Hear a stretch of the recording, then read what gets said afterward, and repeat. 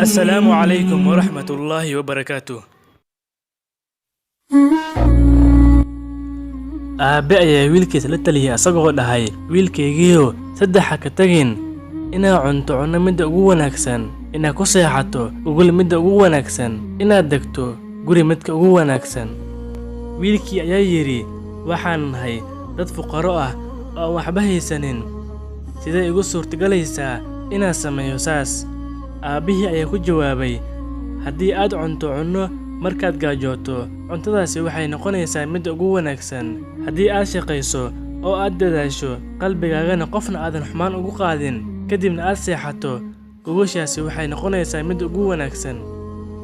Haddii aad gudato xaqa Rabbiga iyo kan dadkaba, dadkan aad kula dhaqanto wanaag, waxaad degaysaa qalbiyadooda, saasna waxaa ku degtay guri midka ugu wanaagsan.